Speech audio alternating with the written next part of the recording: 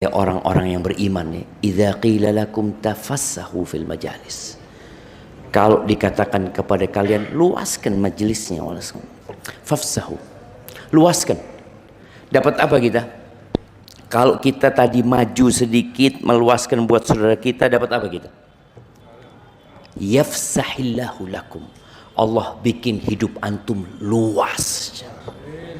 Maka kadang-kala kita itu maju, ya Allah, mudah-mudahan diluaskan sama Allah. Bukan sudah maju, aduh gising telat iki. Ya perkara.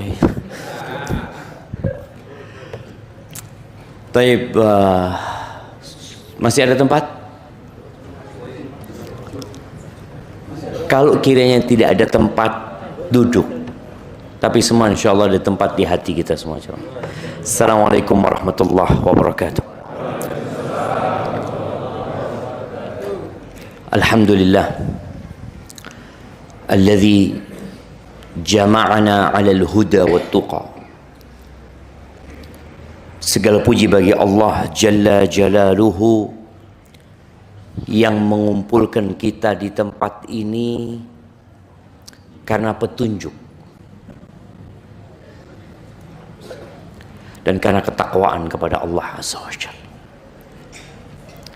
Tatkala Allah menurunkan Nabi Adam, Hawa ke muka bumi ini, Allah berpesan, fa imma ya'tiyannakum minni huda. Maka apabila datang kepada kalian dari aku sebuah petunjuk, famanittaba'a hudaya fala yadhillu wa la yashqa. Maka barang siapa yang mengikuti petunjukku, kata Allah, niscaya dia tidak akan tersesat dan tidak akan menderita. Kita kumpul di tempat ini bukan karena kita satu profesi, satu hobi, satu keluarga, enggak. Tapi karena petunjuk yang Allah turunkan dan disampaikan di sana bahwa ini adalah rumah Allah Azza wa Jalla. Maka kita pun datang ke tempat ini. Semoga sebagaimana kita dikumpulkan di tempat ini, Allah mengumpulkan kita di surganya. Allahumma salli wa sallim ala abdika wa rasulika Sayyidina wa maulana Muhammadin wa ala alihi wa ashabihi ajma'in.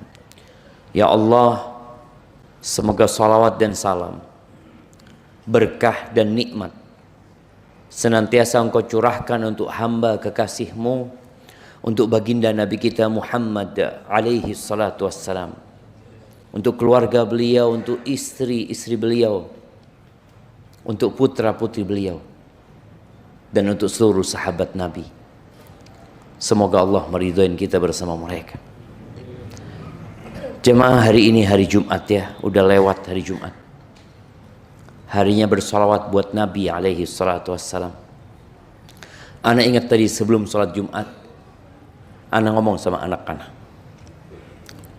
Yusuf, baca Allahumma salli ala Muhammad mi'ah marrah, ana ngomong 100 kali. Berapa lama 100 kali itu Bapak? Ana ngomong 5 menit. Dapat apa anak kalau salawat? Dapat apa? Kita ini punya jiwa budak yang tidak mau berbuat kecuali kalau ada imbalannya. Dari kecil kita seperti itu. Dan ternyata imbalan yang Allah tawarkan buat kita dari amalan-amalan yang kita kerjakan itu bukan di sini. Kita nggak mau kerja kalau ternyata kita nggak digaji. Siapa yang mau? Yang bekerja dari pagi, masuk jam 7, pulang jam 3, lalu nggak dapat apa-apa. Apakah antum akan tetap kerja di tempat tersebut? Enggak. Kita akan bertanya, saya dapat apa? Oleh opo aku? Kesel-kesel kerja. Al-yawm amal. Hari ini kita beramal. Ghadan hisab. Besok hisabnya, balasannya itu besok. Oleh karena itu, di antara rukun iman itu adalah beriman dengan hari akhir. Akan ada hari kebangkitan. Apalagi kita hidup di akhir zaman. Akhir zaman yang kita nggak tahu berapa lama lagi umur dunia ini. Tapi yang jelas tanda-tanda kiamat itu semakin terkumpul. Nabi SAW pernah mengatakan, Sayati 'alan nas, sayati 'alaikum sanawatun khadda'at. Akan datang kepada kalian tahun-tahun yang penuh dengan penipuan, penuh dengan manipulasi. Ya, Nabi mengatakan itu kepada generasi terbaik umat ini. Yusaddaqu fiha al-kadhib wa yukadzabu fiha as-shadiq. Di tahun-tahun yang penuh dengan tipu daya itu, orang yang jujur didustakan, dianggap bohong, dan pembohong dianggap benar ucapannya. Wa yu'tamanu fiha al-kha'in wa yukhawwanu fiha al-amin. Dan tahun-tahun yang penuh dengan manipulasi itu, orang yang merupakan pengkhianat dikasih amanah. Orang yang amanah dianggap pengkhianat, bahkan mungkin dijebloskan ke penjara.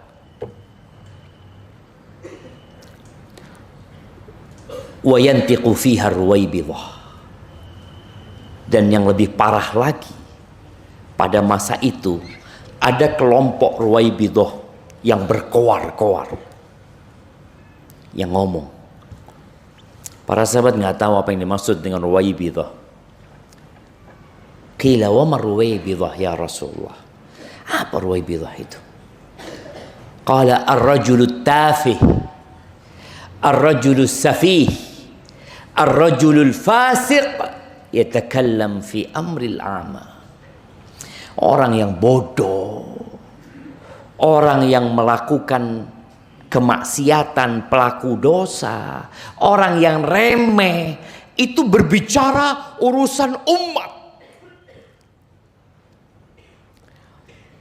Ya, entah tahun-tahun yang disebutkan Nabi SAW itu sudah sejak berapa puluh atau berapa ratus tahun yang lalu kondisinya seperti itu. Tapi yang jelas kita hidup di masa itu. Maka kita perlu berhati-hati. Dengan cara apa? Dengan cara menumbuhkan keimanan, meningkatkan ketakwaan kepada Allah Azza wa Jalla, yang salah satunya adalah hadir di majelis ilmu, ngaji. Kita kalau bicara pengadilan Allah, syiar pengadilan Allah itu, kalau kita baca Al-Quran, la zulmal yaum, nggak ada kezaliman hari ini, nggak ada. Sedangkan syiar pengadilan dunia itu sama sebenarnya. Bahkan kalau kita ngelihat ya, simbolnya pengadilan, kejaksaan itu apa? Timbangan. Tapi ternyata banyak yang ngurangin timbangan. Iya. Berapa banyak orang yang tidak bersalah dihukum. Dan berapa banyak pelaku kriminal bebas berkeliaran. Kenapa? Itulah dunia. Dunia ini bukan tempat tinggal, tapi di sini tempat kita berjuang. Tatkala antum mendapati diri antum dizalimi, maka antum harus yakin ini pengadilan dunia. Pantas aku dizalimi, aku juga banyak dosa, tapi akan ada pengadilan yang slogannya la zulmal yaum. Nggak ada kezaliman pada hari ini. Dan Allah juga mengatakan wa ma rabbuka bidzallamin lil abid, dan tidaklah Tuhanmu menzalimi hambanya. Nggak ada. Bahkan kalau kita lihat ya, ini hitung-hitungan pada hari kiamat itu Masya Allah. Antum berbuat baik 1, ditulis berapa? 10. Kalau bicara adil seharusnya 1. Kau berbuat 1, tulis 1. Ini ditulis 1. Kalau antum niat berbuat baik dan belum ngamalkan. Bayangin. Nanti pada hari kiamat antum lihat tuh, anak tidak pernah ngamal lo ini. Oh, anak wis niat. Pengadilan akhirat itu sampai niat pun akan disidangkan pada hari kiamat. Niat anak ternyata. Anak dulu kepingin nyumbang di masjid apa ini? As-Siddiq. Kepingin nyumbang tapi dompetnya lali. Mungkin antum pulang sudah karena memang nggak bawa dompet. Tapi pada hari kiamat antum lihat, loh, ditulis ternyata. Nah, inwil khair. Kalau seperti itu niatlah antum berbuat baik. Lalu ditulis, apa beratnya antum niat baik? Tapi itulah manusia. Sampai niat berbuat baik pun takut. Ngelihat anak insya Allah Ustaz kalau punya rizki 2M, 1M tak kasih nomor Masjid As-Siddiq. Padahal dia duit cuma 500.000 jemaah. Ngomong gitu tidak berani jemaah. Takut nanti sungguhan Ustaz. Ya apa kok anak dapat 2M sungguhan? Kan berat. Ya Allah jemaah. Niat. Maka kadang-kala kita itu perlu aneh nih. Hari ini apa niat baikku? Apa niat baikku? Niat tadi malam anak niat mau sholat duha besok pagi. Tapi ternyata banyak kerjaan Ustaz, akhirnya nggak sempat sholat duha. Ditulis enggak? Ditulis jamaah. Niat sholat malam. Malam ini insya Allah anda mau sholat 11 rakaat. Antum pasang alarm bangun jam 6. Ditulis niatnya. Bohong niatnya, bohong jamaah. Niat sholat malam alarmnya jam 6. Ya apa sih? Anda bohong ini. Tapi antum niat sungguhan. Anda mau sholat malam, alarm di setel jam 3. Tapi kadang-kala antum capek jemaah. Bangun sebentar ya Allah, nambah 5 menit ya Allah. Tahu-tahu azan subuh, ya Allah. Nyesel antum. Ditulis jemaah. Wa ma rabbuka bidzallamin lil abid.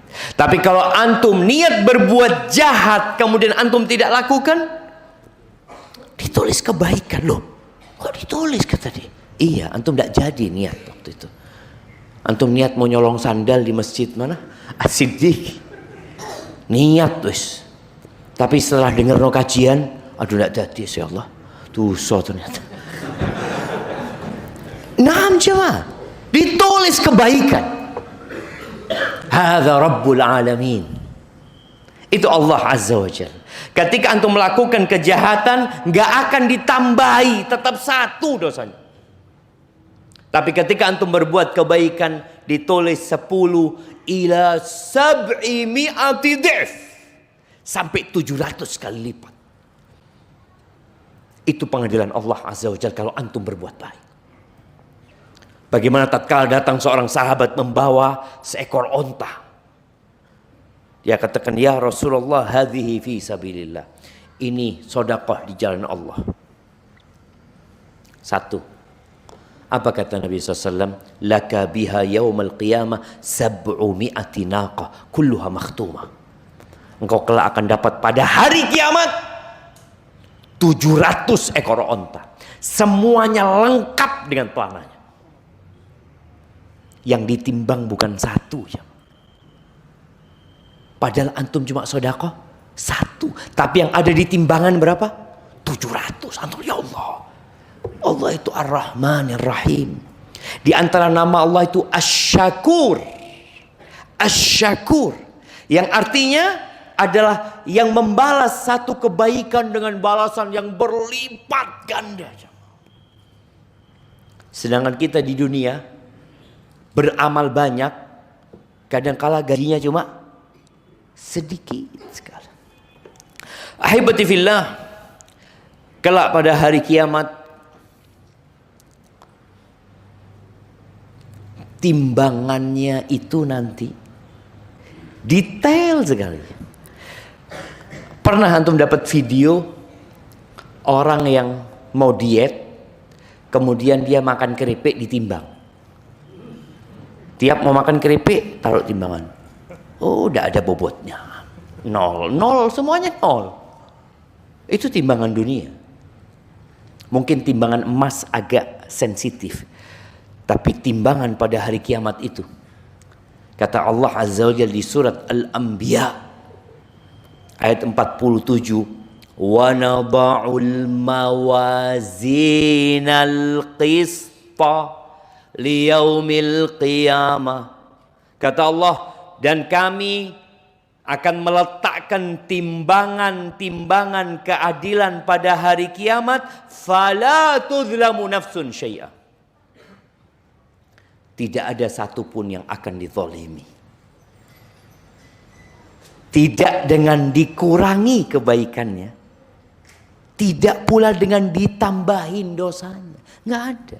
Fala tuzlamu nafsun syai'a. Kalau di dunia mungkin antum berbuat baik di tempat kerja antum, tapi ternyata yang naik pangkat kawan antum.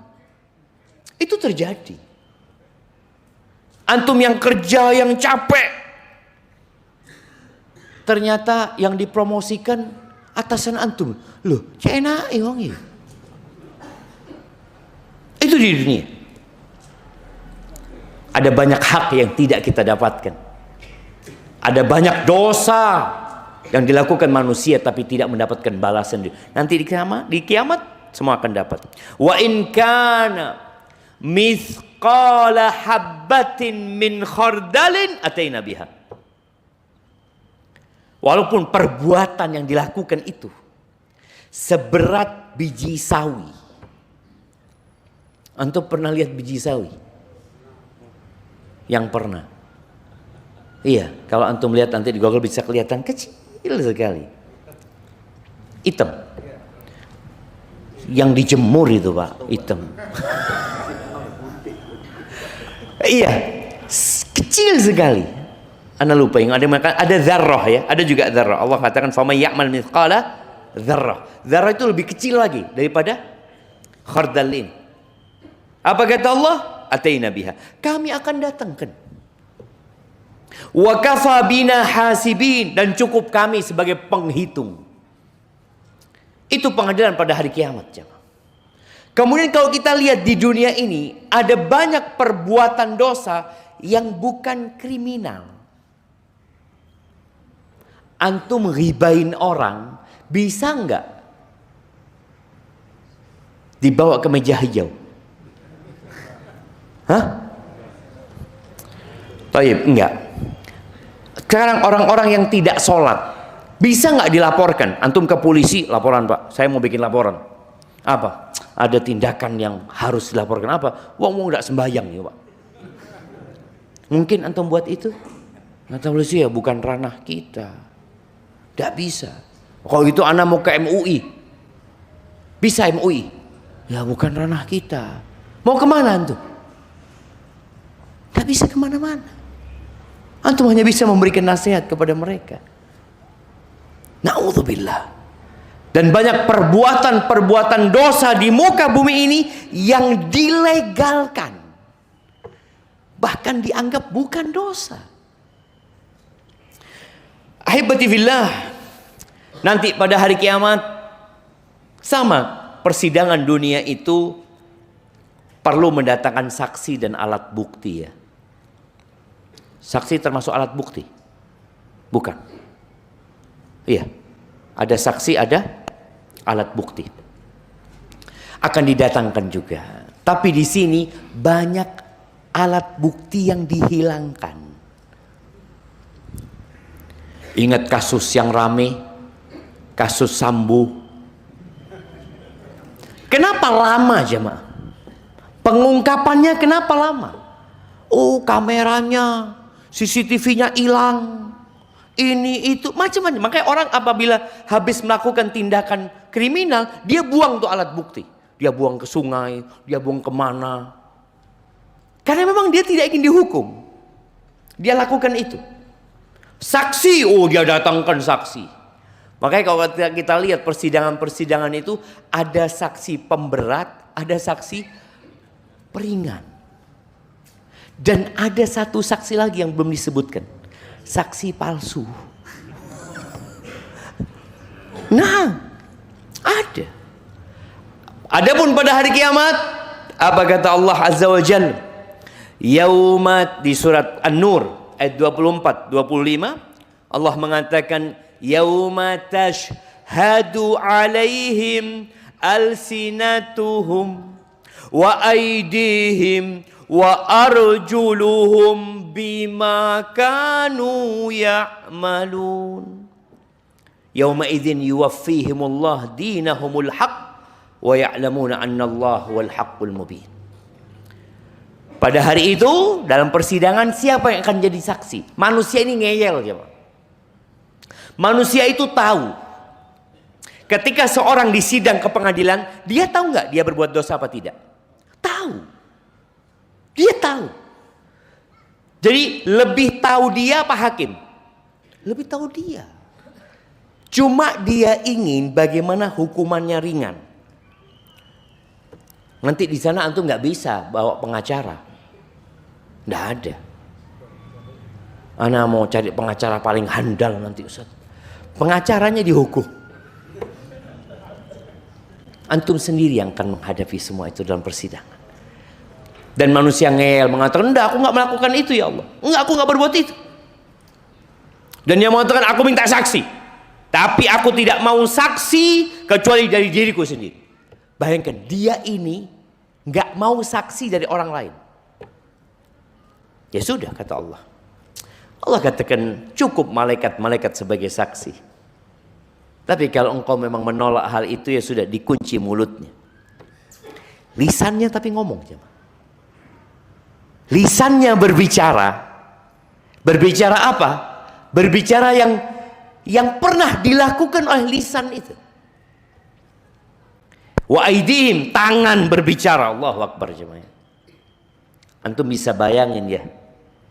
Yang sekarang orang banyak berbuat dosa dengan tangannya. Dengan jarinya. Nanti dia akan jadi saksi. Mau ngomong apa? Ketika tangan kita berbicara, kita melihat dia ngomong, aku melakukan ini, melakukan ini, melakukan, terus ngomong dia. Wa arjuluhum, kakinya. Apa yang antum lakukan? Bisakah antum berbuat dosa, tangannya dititipkan dulu? Bisa. Saya mau berbuat dosa, ini kan bakal jadi saksi hari kiamatnya, tak titip dulu di sini. Kaki antum. Tatkala kita membaca ayat ini, kita tahu kaki ini jadi saksi. Bahaya ini. Tadi Anda sampaikan, orang itu berusaha menghilangkan saksi. Bahkan saksi itu kadang-kadang dibunuh. Tapi bisakah antum menghilangkan saksi yang merupakan diri antum sendiri? Tangan antum, kaki antum. Tak bisa. Pada hari itu Allah berikan balasan yang sempurna dengan kebenaran. Allah itu maha benar jemaah. Dan nyata. Kemudian di surat Yasin di ayat 65 Allah mengatakan al-yauma nakhtimu ala afwahihim. Kalau tadi lisannya yang jadi saksi, di sini Allah tutup mulutnya. Dikunci mulutnya. Wa tukallimuna aydihim. Tangannya berbicara. Allahu Akbar jemaah. Kita nggak tahu bagaimana kelak pada hari kiamat. Yang jelas proses pengadilan itu cepat. Allah itu sari'ul hisab. Entah berapa puluh miliar manusia nantinya. Itu setengah hari selesai hisab itu. Antum bisa bayangin. Allah itu sari'ul hisab. Setengah hari penghuni surga sudah ada di surga. Kalau pengadilan kayak di dunia, antum lihat berapa banyak tahanan yang nggak disidang-sidangkan karena nunggu waktu penuh, nunggu antrian. Sampai anak pernah jadi penerjemah di Madinah itu, salah satu orang Indonesia. Dia sudah ditahan 35 hari. Kata hakimnya, tanya sama anak, tanyakan, apa dosa dia? Apa yang dia lakukan? Dia cerita, iya Pak Ustadz, saya ini baru 3 bulan apa 6 bulan di Madinah, kata dia. Suatu pagi saya mau ke Masjid Nabawi, saya lihat lampu merah ini, merah, tapi sepi Ustadz. Ustadz, terobos, tahu-tahu polisi di belakang. Polisi di belakang, akhirnya anak turun di STNK, saya kasih uang 50 real Ustaz. Maaf. Di penjara saya Pak Ustaz. Bayangin jemaah, di penjara 35 hari ditahan itu jemaah. Anak jelaskan ke hakimnya, oke. Dia sudah langsung keluar kata dia. Kenapa? Karena hukumannya cukup 30 hari. Nunggu sidangnya 35 hari. Bayangin jam. Berapa banyak orang sekarang yang ditahanan itu menunggu lama gara-gara apa? Ya memang menunggu antrian. Ini orang di sidang langsung bebas. Bahkan hukumannya melewatin vonis dia seharusnya 30 hari.